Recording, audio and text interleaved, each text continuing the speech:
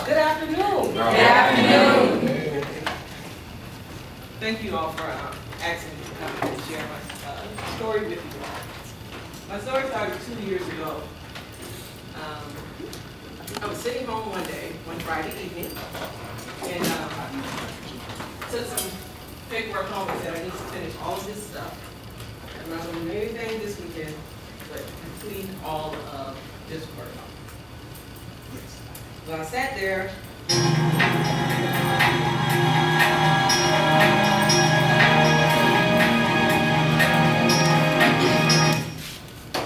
And a movie came on. I'd seen on many occasions. And I sat there and I started watching the movie, stopped doing my work and started watching this movie. Well, I was watching the movie, a commercial came on, and it started talking about breast cancer, giving yourself an examination. And so I was sitting there watching the movie, heard the Lord speak to me and say, you need to check yourself. So I'm still watching this commercial. I'm still watching it, and before it went off, I heard him speak to me again and say, you need to check yourself. Well, I started checking myself, and I found a lump. First thing that came to my mind was, this is another cyst. We're just going to call the doctor and tell him you have another cyst.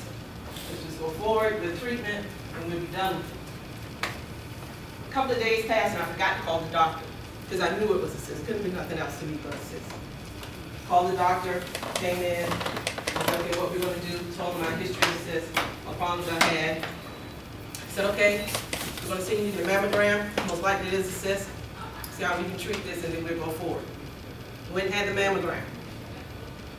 While I was there having the mammogram, the technician said to me, she said, I feel this lump. She said, but I can't get it to come up on the screen. So she said, I'm going to get somebody else to come in here. So she went out and she told them, she came back, she mashed, she pushed, she did everything, and never get the lump to come up on the screen. She said, I'm concerned because I can't get this lump to come up.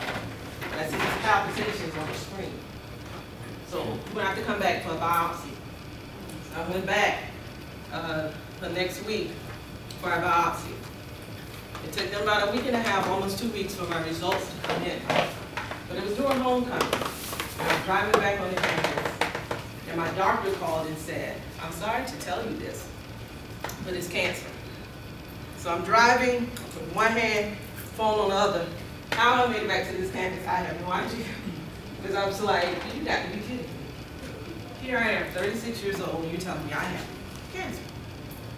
So from then on, went to many doctors, had to prepare for surgery in about 2.5 weeks. And the hard thing for me to do was to accept what the surgeon stated to me. The operation that I was going to have was something that I did not want to have. And so I was trying to get her to do other things, and she kept telling me no because the cancer is spreading. So we have to go and we have to remove the breast. That was a hard thing for me to grasp. So, but prayed about it. The Lord assured to me that everything was going to be okay. And I thought about it and said, well, if he brought you to these doctors, they know what they're doing. Know the Lord is going to be there for you. Go through it and have the surgery. Well, it'll be 2 years, November 20th of this year. And so far, everything is okay. But I want to back up to 10 years before I was diagnosed. I had a series of issues with cysts. They kept coming and going in that particular breast. I went to the clinics because I did not have any insurance at the time. They kept telling me to put warm compresses on it. But I did that, nothing happened. The cyst got infected and my breast opened up. I know what the inside of the breast looks like. So if you are having problems with cysts, go to the doctor. Because in 1999, I had that infection. 10 years later, in 2009, I had breast cancer in the same area where the infection took place. When I went to the hospital in 1999 about my condition, the doctor told me that since I wasn't pregnant, didn't have any children, wasn't breastfeeding, the only thing that he can say was this was leading into skin cancer. That's what he told me not to do. So in 2009, when he says breast cancer, I was devastated because one this diagnosis. Had he had said that, because in my mind for 10 years I was looking for signs of skin cancer. Had he had said that, you know, this may be the condition leading into that, probably could have took other steps, could have did something. But so when I found out, I was completely devastated, because when he told me that, my mind immediately went back to what the doctor said in 1999. So my encouragement to you, although you are young, and you may not have the history in your family, I do not have the history in mine. No one in my immediate family has it.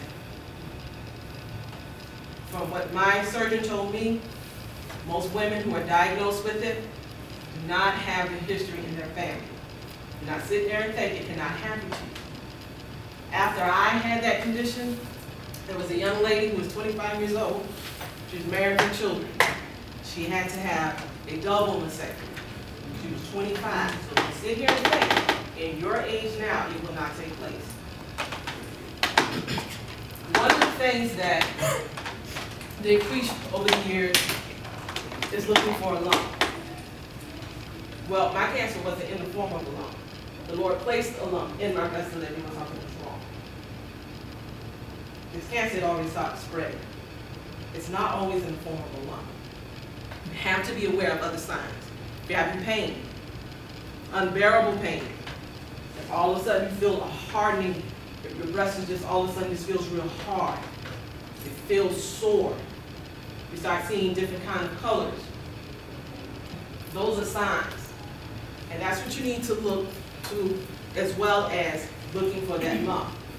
Because from my understanding, breast cancer is diagnosed more, and you can correct me, because this is statistics that I've heard, that is diagnosed more in white women. However, more African American women die of the disease. So it is imperative, even if no one in your family has it, is there anything you can do? You start feeling that pain, you think, like me, oh, it's just a cyst on the arm, don't stop, go to the doctor immediately. So you can get treated, because the thing is to try and catch it before it gets to stage 4 and stage 5. When you're at that point where you're hanging in the balance. I was at stage 0, so they caught it. And they caught it right before it hit my lymph nodes. Because if it had hit my lymph nodes, it would pass through my body, because the lymph nodes does not see the cancer as toxic waste. And then it would pass through my body and it went someplace else. It happened to a young lady I went to church with in DC.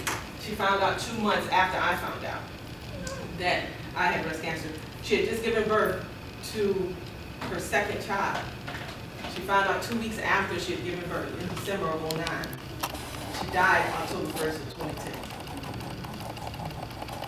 2010. In her, I don't even know if she made it to her 30th birthday. So she had a 2-year-old and 8-month-old at the time she died. She had a lumpectomy. She went through chemo. They said she was fine. By that June of 2010, came back aggressively, spread through her brain. She was in the hospital in that month of June, never regained consciousness. October 1st, she died. So this is a serious matter. It's very serious. It's nice to dress up in the pink and celebrate, but you have to understand, this is a serious matter, and especially a serious matter for us. Thank you.